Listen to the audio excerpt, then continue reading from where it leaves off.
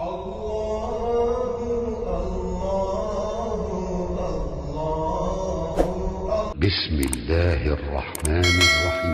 91. అల్ coffee.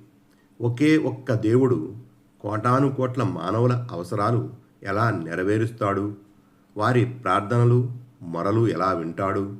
వారి సమస్యలు ఎలా తీరుస్తాడు అని మక్కా ఖురైషీలు ప్రవక్త ముహమ్మద్ సల్లల్లాహు అలైహి వసల్లంతో తరచూ తర్కించేవారు. ఒకే దేవుడు ఇన్ని పనులు నెరవేర్చడం సాధ్యం కాదు కనుకనే తాము ఎంతోమంది దేవీ దేవతలను పూజిస్తున్నామని కూడా తమంతట తాము సమాధాన పడేవారు ఖురైషీలు. అంతేకాకుండా తామెంతో ఎదిగిన వారమని, జ్ఞానగనులని, అన్ని విషయాల అవగాహన తమకే ఉందని, ప్రవక్త సల్లల్లాహు అలైహి వసల్లంకు చదువు రాదని హేళన చేసేవారు.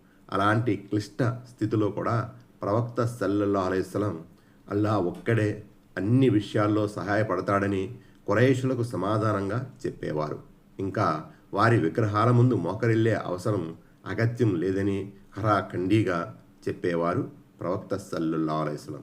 అల్లాహ్ ఒక్కడే ఆరాధనకు అర్హుడు. ఆయనే మన సృష్టికర్త. సమస్త ప్రాణులకు ఆయనే ఆహారం సమకూరుస్తున్నాడు. తీర్పు దినానికి ఆయనే యజమాని. అలాంటి స్వామిని వదిలి ఎలాంటి ఉలుకు పలుకు లేని, ఎవరికీ ఎలాంటి సహాయం చేయలేని విగ్రహాలను మొక్కడం, వాటి ముందు మొరపెట్టుకోవడం నిష్ప్రయోజనమే అని ఖురాన్ ద్వారా తెలుస్తుంది. ఖురాన్ సమస్త మానవాళి మార్గదర్శకం కోసం అవతరించిన గ్రంథం.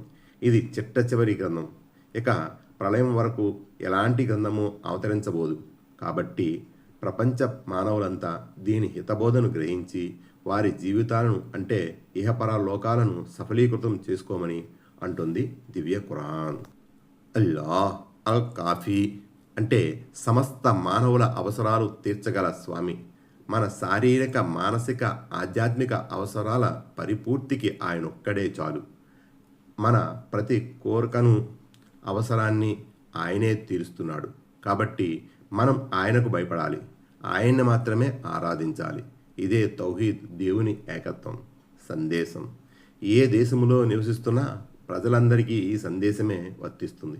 ఏ తెగకు, వంశానికి చెందిన, ఎలాంటి రంగు రూపులున్న సమస్త మానవులకు ఈ దేవుని ఏకత్వ సూత్రమే ఆమూలాగ్రం, మేలైనది.